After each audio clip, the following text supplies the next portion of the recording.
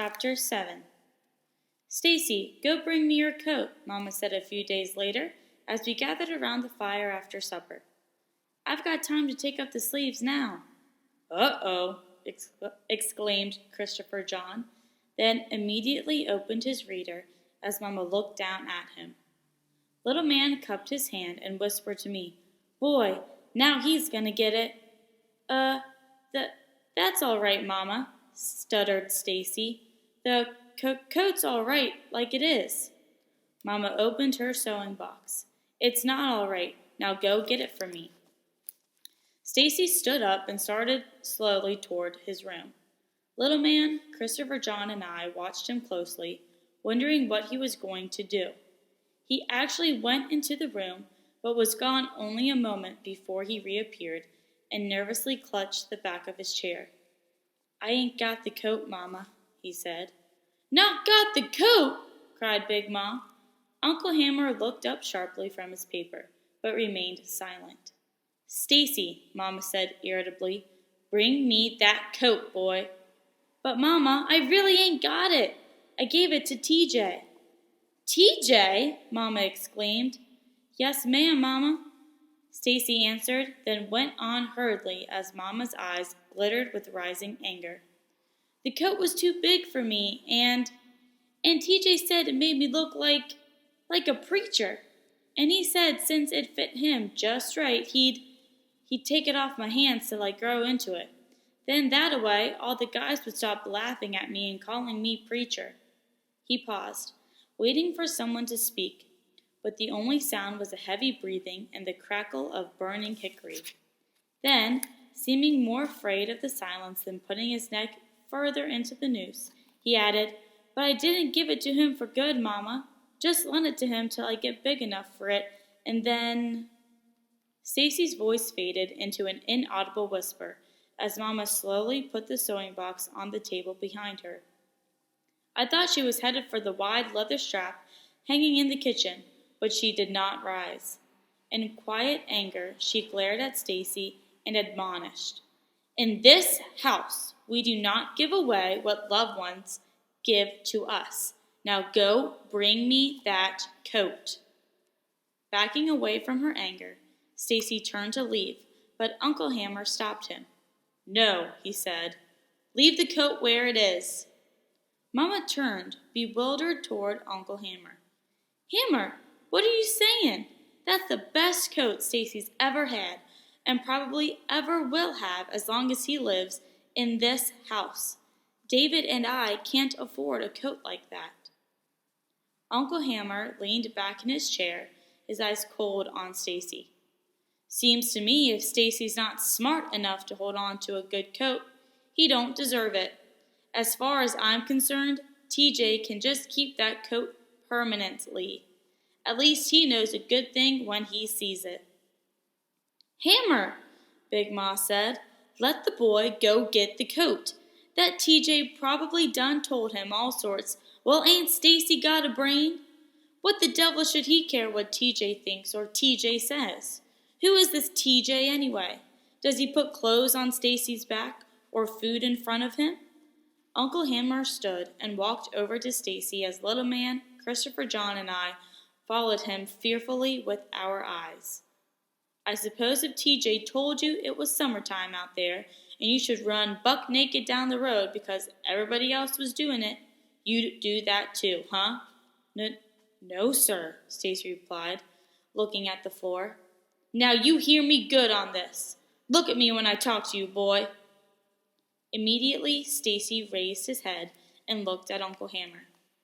"If you ain't got the brains of a flea to see that this TJ fellow made a fool of you, then you'll never get anywhere in this world.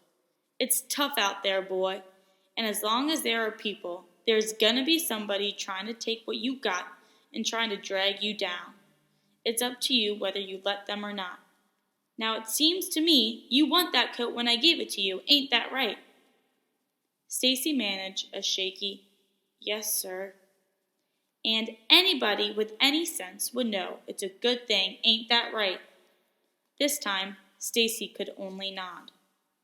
"Then if you want something and it's a good thing and you got it in the right way, You better hang on to it and don't let nobody talk you out of it. You care what a lot of useless people say about you, you'll never get anywhere, 'cause there's a lot of folks don't want you to make it. You understand what I'm telling you? Yes, sir, Uncle Hammer, Stacy stammered. Uncle Hammer turned then and went back to his paper without having laid a hand on Stacy. But Stacy shook visibly from the encounter. Christopher John, Little Man, and I exchanged apprehensive glances. I don't know what they were thinking, but I, for one, was deciding right then and there not to do anything to rub Uncle Hammer the wrong way. I had no intention of ever facing a tongue-lashing like that. Papa's bottom-warming whippings were quite enough for me, thank you. The last days of school before Christmas seemed interminable. Each night I fell asleep with the hope that the morning would bring Papa, and each morning when he wasn't there, I trudged to school consoling myself that he would be home when I returned. But the days passed, prickly cold and windy, and he did not come. Added to the misery of the waiting and the cold was Lillian Jean, who managed to flounce past me with a superior smirk twice that week. I had already decided that she had had 2 flounces too many, but since I hadn't yet decided how to handle the matter, I postponed doing anything until after I had had a chance to talk with Papa about the whole strawberry business. I knew perfectly well that he would not tear out of the house after Mr. Sims as Uncle Hammer had done, for he always took time to think through any move he made, but he would certainly advise me on how to handle Lillian Jean. Then, too, there was TJ, who, although not really my problem, was so obnoxiously flaunting Stacy's wool coat during these cold days that I had just about decided to deflate him at the same time I took care of Lillian Jean. Ever since the night Mr. Avery had brought him to the house to return the coat, and he had been told by Uncle Hammer and a faltering Stacy that the coat was his, TJ had been more unbearable than usual. He now praised the coat from the wide tips of its lapels to the very edges of its deep hem. No one had ever had a finer coat. No one had ever looked better in such a coat. No one could ever hope to have such a coat again. Stacy was restrained from plugging TJ's mouth by Uncle Hammer's principle that a man did not blame others for his own stupidity. He learned from his mistakes and became stronger for it. I, however, was not so restrained, and as far as I was concerned, if TJ kept on with this coat business, he could just hit the dirt at the same time as Miss Lillian Jean. The day before Christmas, I woke to the soft murmuring of quiet voices gathered in the midnight blackness of morning. Big Ma was not beside me, and without a moment's doubt I knew why she was gone. Jumping from the bed, my feet barely hitting the deerskin rug, I rushed into Mama's room. "Oh, Papa!" I cried. "I knew it was you!" "Ah, there's my Cassie girl," Papa laughed, standing to catch me as I leapt into his arms. By the dawn, the house smelled of Sunday. Chicken frying, bacon sizzling, and smoked sausages baking. By evening, it reeked of Christmas. In the kitchen, sweet potato pies, egg custard pies, and rich buttered pound cakes cooled. A gigantic queue, which Mr. Morrison, Uncle Hammer, and Stacy had secured in a night's hunt, baked in a sea of onions, garlic, and fat orange-yellow yams. And a choice of sugar-curd ham, brought from the smokehouse, awaited its turn in the oven. In the heart of the house, where we gathered after supper, freshly cut branches of long-needled pines lay over the fireplace mantel, adorned by winding vines of winter holly and bright red Christmas berries. And in the fireplace itself, in a black pan set on a high wire rack, peanuts roasted over the hickory fire as the waning light of day swiftly deepened into a fine, velvet night speckled with white forerunners of a coming snow. And the warm sound of husky voices and rising laughter mingled in tales of sorrow and happiness of days past, but not forgotten. Them watermelons of old man Ellis's Seemed like they just naturally tasted better than anybody else's, said Papa. And old Hammer and me, we used to sneak up there whenever it gets so hot you couldn't hardly move, and take a couple of them melons on down to the pond and let them get real chilled. Then, talking about eating, we did some kind of good eating. Papa, you was stealing? Asked an astonished little man. Although he usually strongly disapproved of being held, he was now reclining comfortably in Papa's lap. Well, Papa said, not exactly. What we do was exchange one of the melons from our patch for his. Of course, it was still wrong for us to do it, but at the time it seemed all right. Problem was, though, laughed Uncle Hammer, Old Man Ellis grew them old, fat, green, round watermelons, and ours was long and striped. And Mr. Ellis was always right particular about his melons, interjected Papa. But he took the longest time to figure out what we was up to. But Lord, when he did, you should have seen us run, Uncle Hammer said. He shot one hand against and passed the other. And we was gone. And that old man was right behind us with a hickory stick, hitting us upside the head. Ow-wee! The old man could run, cried Papa. I didn't know nobody's legs could move that fast. Big Ma chuckled, and as I recalls, your pop about wore y'all out when Mr. Ellis told him what y'all had been up to. Course, you know all them Ellises was natural-born runners. Y'all remember Mr. Ellis's brother, Tom Lee? Well, one time through the evening, Papa and Uncle Hammer and Big Ma and Mr. Morrison and Mama lent us their memories, acting out their tales with stage-worthy skills, imitating the characters in voice, manner, and action so well that the listeners held their sides with laughter. It was a good, warm time, but as the night deepened and the peanuts in the pan grew shallow, the voices grew hushed, and Mr. Morrison said, They come down like ghosts that Christmas of '76. Them was hard times like now, and my family was living in a shanty town right outside Chevreport. Reconstruction was just about over then, and then Northern soldiers was tired of being in the South, and they didn't hardly care about no black folks in Shantytown.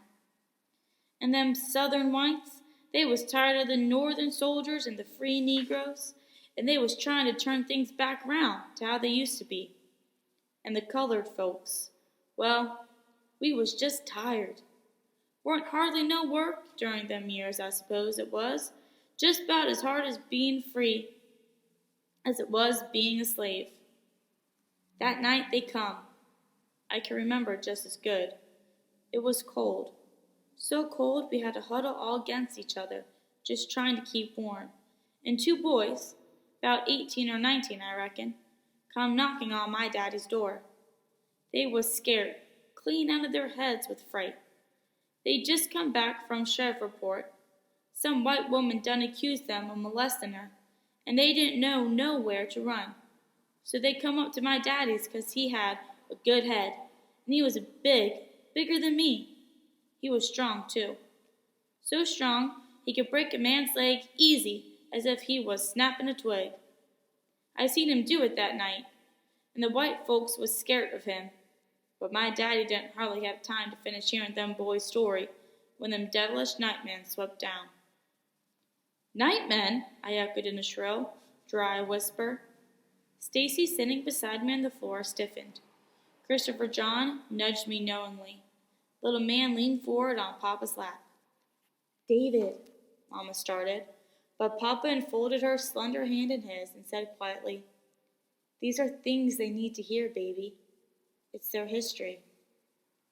Mama sat back, her hand still in Papa's, her eyes wary.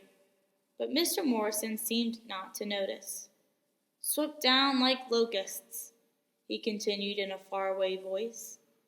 Burst in on us with their rebel sabers, hacking and killing, burning us out. Didn't care who they killed. We warn't nothing to them, no better than dogs. Killed babies and old women, Didn't matter. He gazed into the fire. My sisters got killed in they fire, but my mama got me out. His voice faded and he touched the scars on his neck. She tried to get back into the house to save the girls, but she couldn't. Then Nightman was all over her and she just threw me like I was a ball, hard as she could trying to get me away from them. Then she fought like a wild thing right side my daddy. They was both of them from breeded stock, and they was strong like bulls. Breeded stock, I said. What's that? Cassie, don't interrupt Mr. Morrison, said Mama. But Mr. Morrison turned from the fire and explained. Well, Cassie, during slavery, there were some farms that mated folks like animals to produce more slaves. Breeding slaves brought a lot of money for them slave owners, especially after the government said they couldn't bring no more slaves from Africa, and they produced all kinds of slaves to sell on the block. And folks with enough money, white men and even free black men, could buy exactly what they wanted. My folks was bred for strength, like they folks and they grand folks for 'em. Didn't matter none what they thought about the idea. Didn't nobody care. But my mama and daddy, they loved each other, and they loved us children, and that Christmas they fought them demons out of hell like avenging angels of the Lord. He turned back toward the fire and grew very quiet. Then he raised his head and looked at us. They died that night. Them nightmen killed 'em. Some folks tell me I can't remember what happened that Christmas. I warn't hardly 6 years old, but I remembers all right. I makes myself remember. He grew silent again and no one spoke. Big Ma poked absently at the red-eyed logs with the poker, but no one else stirred. Finally, Mr. Morrison stood, wished us a good night, and left. Uncle Hammer stood also. Guess I'll turn in too. It's near 1 o'clock. Wait a while, Hammer, said Big Ma. Now you and David both home. I gotta talk to y'all about the land. Visions of nightmen and fire mixed in a cauldron of fear awakened me long before dawn. Automatically, I rolled toward the comforting presence of Big Ma, but she was not beside me. A soft light still crept under the door from Mama and Papa's room, and I immediately hurried toward it. As I opened the door and stepped into the shadowy room, lit now only by the flickering yellow of the low fire, Big Ma was saying, "Y'all start messing with these folks down in here, no tellin' what'll happen." "Is it better just to sit back and complain about how they do us?" Mama snapped, her voice rising. "Everybody from Smellings Creek to Strawberry knows it was them, but what do we do about it? We line their pockets with our few pennies and send our children up to their store to learn things they've got no business learning. The older children are drinking regularly there now, even though they don't have any money to pay, and the Wallaces are simply adding the liquor charges to the family bill. Just more money for them as they ruin our young people. As I see it, the least we can do is stop shopping there. It may not be real justice, but it'll hurt them, and we'll have done something. Mr. Turner and the Averys and the Laniers and over 24 other families, and perhaps even more, say they'll think about not shopping there if they can get credit somewhere else. We owe it to the Berries." "Frankly," interrupted Uncle Hammer, "I'd rather burn them out myself." "Hammer, you go to burning and we'll have nothing," Mama retorted. "Ain't gonna have nothing no way," replied Uncle Hammer. "You think by shopping at Vicksburg you gonna drive them Wallaces out? Then you got no idea of how things work down here. You forgettin' Harlan Granger backs that store?" "Mary, child, Hammer's right," Big Ma said. "I'm doing what I told you all about this land, 'cause I don't want some legal thing to come up after I'm gone that let that Harlan Granger get this place. But we'd go back in folks' credit with our land. We'd lose it sure. And we do that, I couldn't face Paul Edward. I didn't say we should back it, Mama said, but we're just about the only family with any collateral at all. Papa looked up from the fire. That may be, honey, but we put up this land to back this thing, and it'll be just like giving it away. Times like they are, it ain't likely that any of these people can pay the bills they make. As much as they might mean to, and if they can't pay, where would we be? We've got no cash money to pay other folks' debts. He shook his head. No, we'll have to find another way. Go to Vicksburg, maybe, and see what we can arrange. His eyes fell upon me in the shadows, and he leaned forward.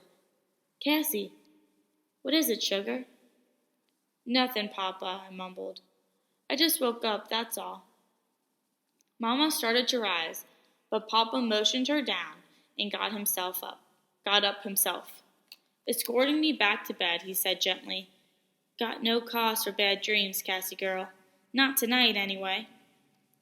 Papa, I said, snuggling under the warm quilts as he tucked them around me. We gonna lose our land? Papa reached out and softly touched my face in the darkness. If you remember nothing else in your whole life, Cassie girl, remember this. We ain't never gonna lose this land. You believe that? Yes, sir, Papa. Then go to sleep. Christmas is coming. Books! Cried little man on Christmas morning. For Stacy, there was the Count of Monte Cristo. For me, the Three Musketeers. And for Christopher John and little man, 2 different volumes of Aesop's Fables. On the inside cover of each book in Mama's fine hand was written the name of the owner. Mine read, This book is the property of Miss Cassie Deborah Logan, Christmas, 1933. Man sold me them books, told me these 2 was written by a black man, Papa said, opening my book and pointing to a picture of a man in a long, fancy coat and a wig full of curly hair that fell to his shoulders. Name of Alexander Dumas, a French fellow. His daddy was a mulatto, and his grandmama was a slave down on one of them islands. Martinique, it says here. Man said to me, they write hard reading for children, but I told him he didn't know my babies. They can't read 'em now, I said. They'll grow into 'em. In addition to the books, there was a sock full of once-a-year, store-bought licorice, oranges, and bananas for each of us, and from Uncle Hammer, a dress and a sweater for me, and a sweater and a pair of pants each for Christopher John and Little Man, but nothing compared to the books. Little Man, who treasured clothes above all else, carefully laid his new pants and sweater aside and dashed for a clean sheet of brown paper to make a cover for his book. And throughout the day, as he lay upon the deerskin rug, looking at the bright, shining pictures of faraway places, turning each page as if it were gold, he would suddenly squint down at his hands, glance at the page he had just turned, then dash into the kitchen to wash again, just to make sure. After the church services, the Averys returned home with us for Christmas dinner. All 8 of the Avery children, including the 4 preschoolers, crowded into the kitchen with the boys and me, smelling the delicious aromas and awaiting the call to eat. But only the eldest girls, who were helping Mama, Big Ma, and Mrs. Avery prepare the finishing touches to the meal, were allowed to remain. The rest of us were continuously being shooed out by Big Ma. Finally, the announcement we were all waiting for was made, and we were allowed to begin the Christmas feast. The meal lasted for over 2 hours through firsts, seconds, and thirds, talk and laughter, and finally dessert. When we were finished, the boys and I, with Claude and TJ, went outside, but the half-inch layer of snow made everything sloppy, so we soon went back in and joined the adults by the fire. Shortly afterward, there was a timid knock on the front door. Stacy opened the door and found Jeremy Sims, standing there looking frozen and very frightened as he peered into the bright room. Everyone turned to stare at him. Stacy glanced around at Papa, then back at Jeremy. You want to come in? He asked awkwardly. Jeremy nodded and stepped hesitantly inside. As Stacy motioned him toward the fire, Uncle Hammer's eyes narrowed, and he said to Papa, "He looks like a Sims." "I believe he is," agreed Papa. "Then what the devil? Let me handle it," Papa said. Jeremy, who had heard, flushed a deep red and quickly handed Mama a small burlap bag. I brung them for you all." Mama took the bag.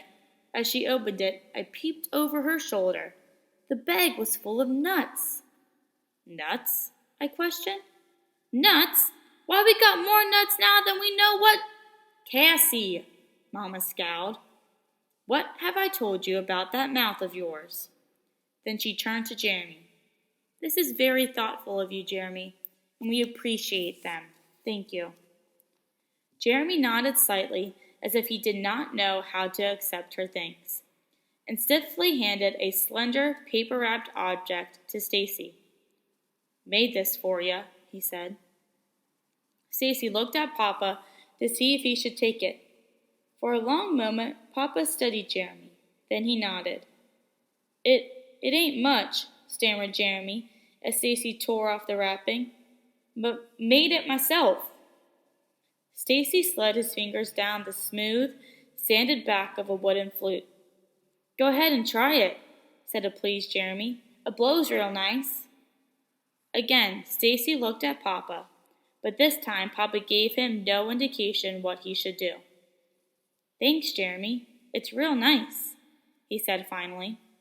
Then, flute in hand, he stood uncomfortably by the door, waiting for Jeremy to leave. When Jeremy did not move, Papa said, "You Charlie Sims boy?" Jeremy nodded. Yes, sir." "Your daddy know you here?"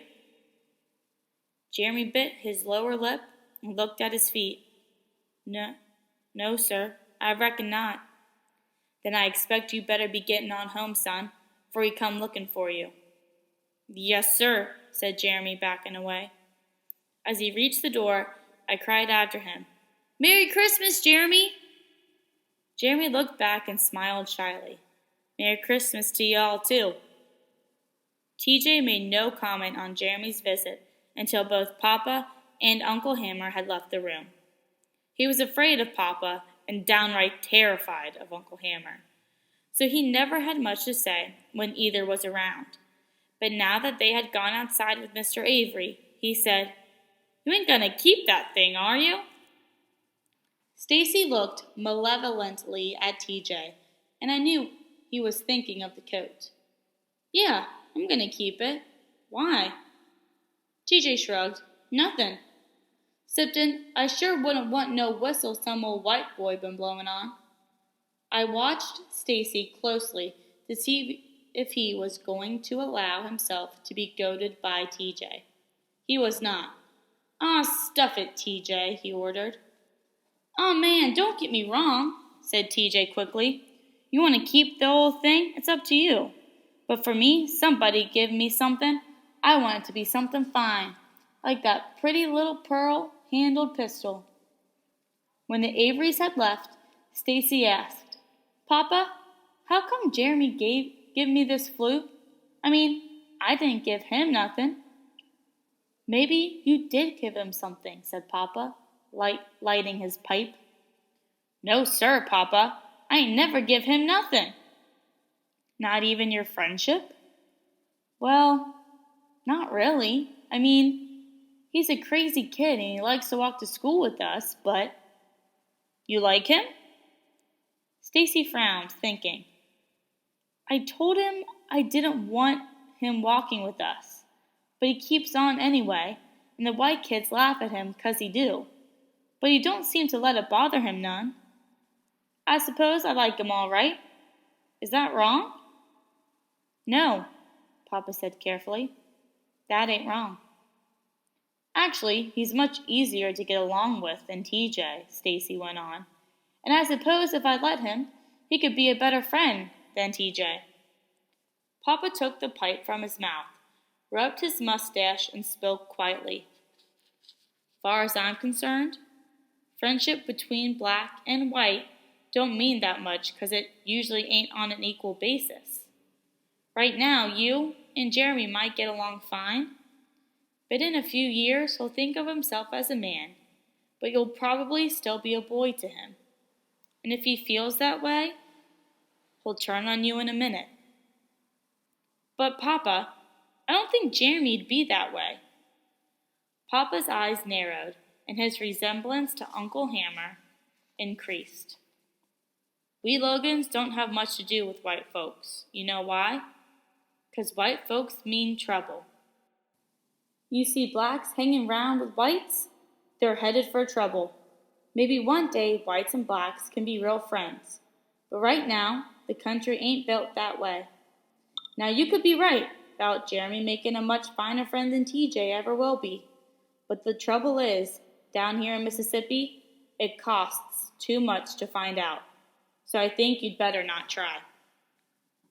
Stacy looked full into Papa's face and read his meaning.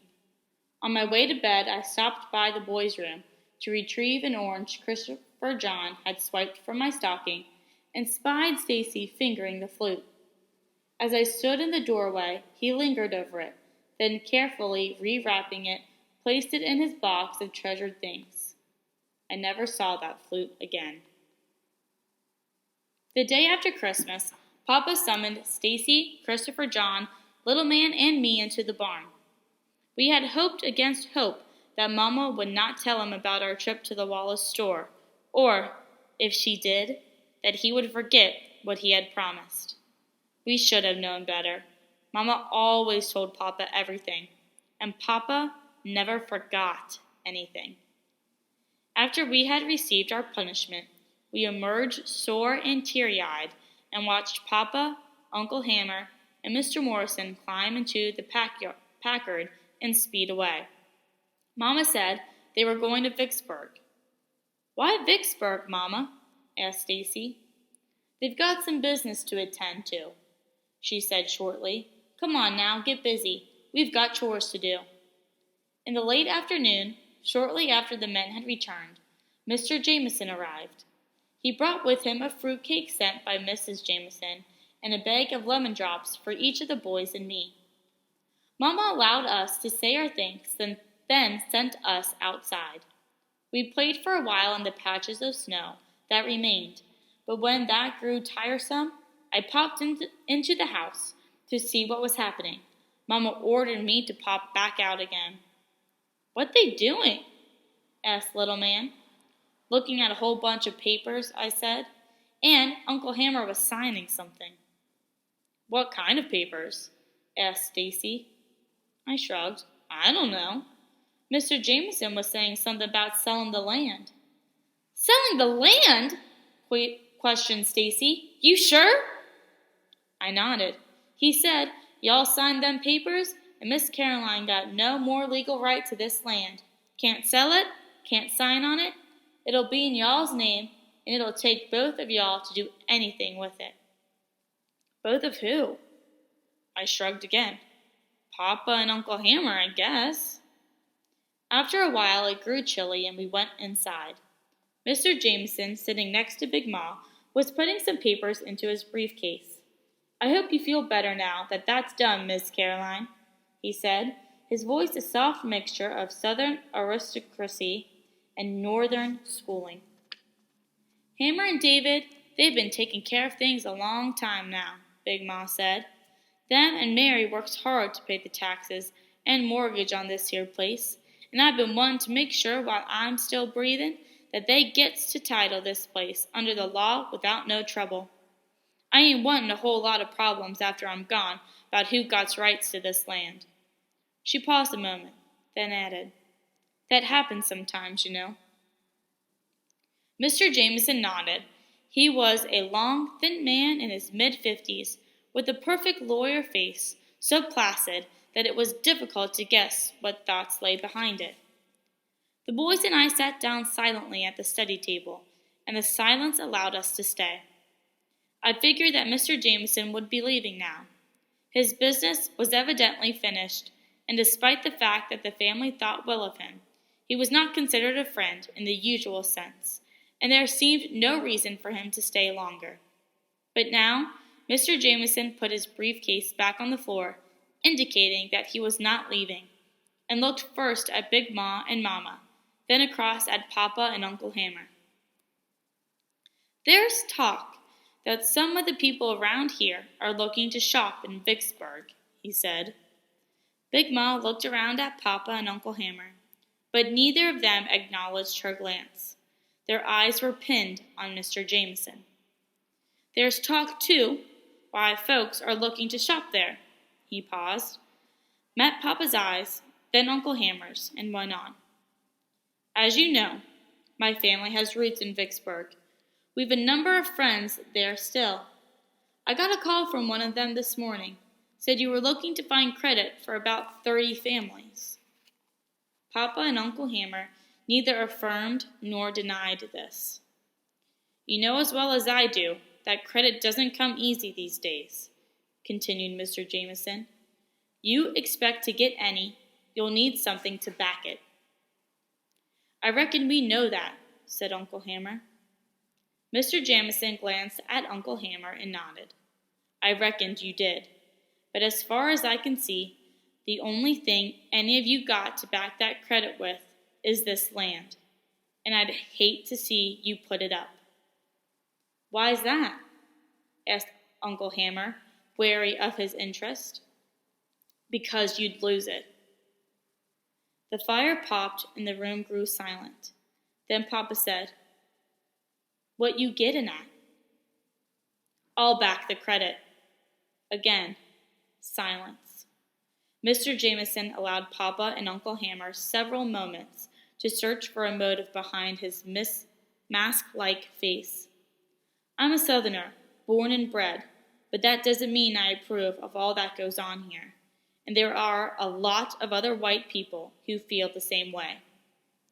"If you and so many others feel that way," said Uncle Hammer, with a wry sneer, "then how come them Wallaces ain't in jail?" "Hammer," Big Ma started. "Because," answered Mr. Jameson candidly, "there ain't enough of those same white people who would admit how they feel, or even if they did, would hang a white man for killing a black one. It's as simple as that." Uncle Hammer smiled slightly and shook his head, but his eyes showed a grudging respect for Mr. Jameson. "Backing the loan will be strictly a business matter. In the fall when the crops are in, those people who've bought the goods in Vicksburg will have to pay for them. If they don't, then I'll have to. Of course, as a businessman, I'm hoping that I won't have to put out a penny. My own cash box isn't exactly overflowing. So there will have to be a credit limit. Still, it would lend me a great deal of satisfaction to know that I was part of all of this." He looked around. "What do you think?" "You know, it ain't hardly likely," Papa said, "that after accounts are figured, there'll be any money to pay any debts at all, except those up at the Wallace store." Mr. Jameson nodded knowingly, but the offer still stands. Papa inhaled deeply. "Well then, I'd say it's up to those people who'd be buying on your signature. They want to do it, then we got no say in it. We always pay cash." "You know, if you sign that credit," said Uncle Hammer, "you won't be the most popular man down in here." "You thought about that?" "Yes," said Mr. Jameson thoughtfully. "My wife and I discussed it fully. We realized what could happen. But I'm just wondering if you do. Besides the fact that a number of white folks around here resent this land you've got, and your independent attitude, there's Harlan Granger. Now, I've known Harlan all my life, and he's not going to like this." I wanted to ask what Mr. Granger had to do with anything, but common sense told me that I would only earn eviction by asking. But then Mr. Jameson went on and explained without any prodding from me. "Ever since we were boys, Harlan's lived in the past. His grandmother filled him with all kinds of tales about the glory of the South before the war. You know, back then the Grangers had one of the biggest plantations in the state, and Spokane County practically belonged to them, and they thought it did too. They were consulted about everything concerning this area, and they felt it was up to them to see that things worked smoothly according to the law. A law basically for whites. Well, Harlan feels the same now as his grandmother did back then. He also feels strongly about this land, and he resents the fact that you won't sell it back to him. You back the credit with it now, and he'll seize this opportunity to take it away from you. You can count on it. He paused, and when he spoke again, his voice had grown so quiet I had to lean forward to hear his next words. And if you continue to encourage people not to shop at the Wallace store, you could still lose it. Don't forget that Harlan leases that store land to the Wallaces and gets a hefty percentage of its revenue. Before he let the Wallaces set up storekeeping, he was only getting his sharecroppers' money. Now, he gets a nice bit of Montier's and Harrison's sharecroppers' money, too, since both of those plantations are too small to have a store, and he's not hardly going to stand for you interfering with it. But even more important than all that, you're pointing a finger right at the Wallaces with this boycott business. You're not only accusing them of murder, which in this case would be only a minor consideration because the man killed was black, but you're saying they should be punished for it, that they should be punished just as if they had killed a white man. And punishment of a white man for a wrong done to a black man would denote equality. Now that is what Harlan Granger absolutely will not permit. Mr. Jameson was silent, waiting. No one else spoke, and he went on. What John Henry Berry and his brothers were accused of, making advances to a white woman, goes against the grain of Harlan Granger and most other white folks in this community more than anything else. You know that. Harlan may not believe in the methods of the Wallaces, but he'll definitely support them. Believe me on that. Mr. Jameson picked up his briefcase, ran his fingers through his gray hair, and met Papa's eyes. The sad thing is, you know in the end, you can't beat him or the Wallaces. Papa looked down at the boys and me, awaiting his reply. Then he nodded slightly, as if he agreed. Still, he said, I want these children to know we tried, and what we can't do now, maybe one day they will. I do hope that's so, David, murmured Mr. Jameson, going to the door. I truly hope that's so. In the days that followed Mr. Jameson's visit, Papa, Mama, and Uncle Hammer went to the houses of those families who were considering shopping in Vicksburg. On the fourth day, Papa and Uncle Hammer again went to Vicksburg, but this time in the wagon with Mr. Morrison. Their journey took 2 days, and when they returned, the wagon was loaded with store-bought goods. What's all that? I asked Papa, as he jumped from the wagon. That's for us? No, Cassie girl. It's things folks ordered from Vicksburg. I wanted to ask more questions about the trip, but Papa seemed in a hurry to be off again, and my questions went unanswered until the following day, when Mr. Granger arrived. Christopher, John, and I were drawing water from the well when the silver Packard glided to a smooth stop in the drive, and Mr. Granger stepped out. He stared, sour-faced, at Uncle Hammer's Packard in the barn, then opened the gate to the front yard and stepped briskly across the lawn to the house. Hastily, Christopher, John, and I tugged on the well rope, pulled up the water tube, and poured the water into the bucket, each of us gripping a side of the heavy bucket. We hurried to the back porch, where we deposited it, then tiptoed silently through the empty kitchen to the door leading to Mama and Papa's room. Little Man and Stacy, just leaving the room under Mama's orders, allowed the door to remain slightly cracked, and all four of us huddled against it, step-ladder fashion. "You sure giving folks something to talk about with that car of yours, Hammer," Mr. Granger said in his folksy dialect as he sat down with a grunt across from Papa. In spite of his college education, he always spoke this way. "What they got you doing up north? Bootlegging whiskey?" He laughed dryly, indicating that the question was to be taken lightly, but his eyes tight on Uncle Hammer showed that he intended to have an answer. Uncle Hammer leaned against the fireplace mantel, did not laugh. "Don't need to bootleg," he said sullenly. "Up there I got me a man's job, and they pay me a man's wages for it." Mr. Granger studied Uncle Hammer. Uncle Hammer wore, as he had every day since he had arrived, sharply creased pants, a vest over a snow-white shirt, and shoes that shone like midnight. "You right certified, ain't you? Course, you always did think you was too good to work in the fields like other folks." "Nah, that ain't it," said Uncle Hammer. "I just ain't never figured 50 cents a day was worth a child's time, let alone a man's wages." Uncle Hammer said nothing else. He didn't need to. Everyone knew that 50 cents was the top price paid to any day laborer, man, woman, or child, hired to work in the Granger fields. Mr. Granger ran his tongue round his teeth, making his lips protrude in odd half-circles. Then he turned from Uncle Hammer to Papa. "Some folks tell me y'all running a regular traveling store up here. Here till a fellow can get just about anything he wants from up at Tate's in Vicksburg, if he just lets y'all know." Papa met Mr. Granger's eyes, but did not speak. Mr. Granger shook his head. "Seems to me you folks are just stirring up something. Y'all got roots in this community, even got yourselves that loan Paul Edward made from the First National Bank up in Strawberry for the eastern 200 acres.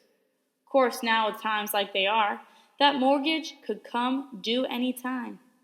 And if it comes due and y'all ain't got the money to pay it, y'all could lose this place."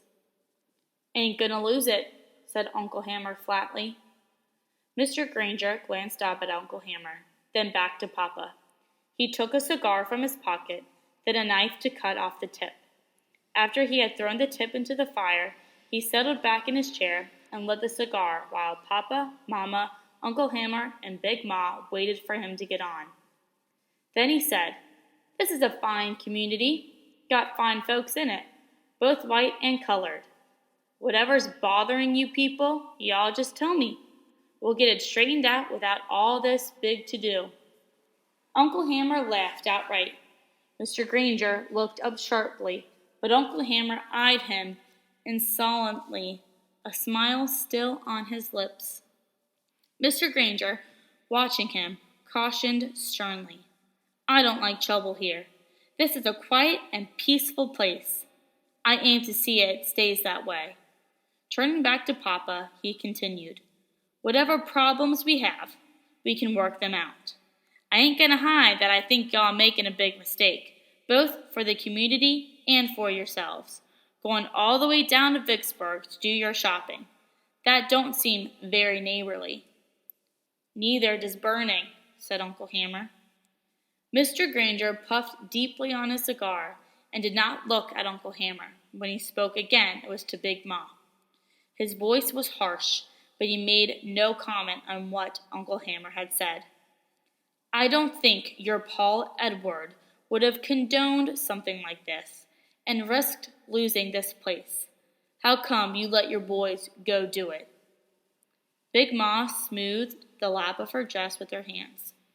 "They grown and it's they land. I got no more say in it." Mr. Granger's eyes showed no surprise, but he pursed his lips again and ran his tongue around his teeth. "The price of cotton's mighty low, you all know that," he said finally. "Could be that I'll have to charge my people more of their crops next summer just to make ends meet. I'd hate to do it, because if I did, my people wouldn't hardly have enough to buy winter stores, let alone be able to pay their debts. There was a tense, waiting silence before his glance slid to Papa again. Mr. Joe Higgins, up at First National, told me that he couldn't hardly honor a loan to folks who would go around stirring up a lot of bad feelings in the community, and especially stirring the colored folks out of their place, interjected Uncle Hammer calmly. Mr. Granger paled, but did not turn to Uncle Hammer. Money's too scarce, he continued, as if he had not heard, and folks like that are a poor risk. You ready to lose your land, David, because of this thing? Papa was lighting his pipe. He did not look up until the flame had caught in the tobacco and held there. Then he turned to Mr. Granger. 200 acres of this place belong to Logan Land for almost 50 years now. The other 200 for 15. We've been through bad times and good times, but we ain't never lost none of it. Ain't gonna start now. Mr. Granger said quietly, it was Granger land before it was Logan. Slave land, said Papa. Mr. Granger nodded. Wouldn't have lost this section if it hadn't been stolen by your Yankee carpetbaggers after the war. But y'all keep on playing Santa Claus, and I'm going to get it back real easy. I want you to know that I plan to do whatever I need to keep peace down in here. Papa took the pipe from his mouth and stared into the fire. When he faced Mr. Granger again, his voice was very quiet, very distinct, very sure. You being white, you can just about plan on anything you want. But I tell you this, one thing. You plan on getting this land. You're planning on the wrong thing. Mama's hand crossed almost unseen to Papa's arm. Mr. Granger looked up slyly. There's lots of ways of stopping you, David. Papa impaled Mr. Granger with an icy stare. Then you'd better make them good, he said. Mr. Granger stood to go, a smile creeping smugly over his lips as if he knew a secret but refused to tell. He glanced at Uncle Hammer, then turned and left, leaving the silence behind him.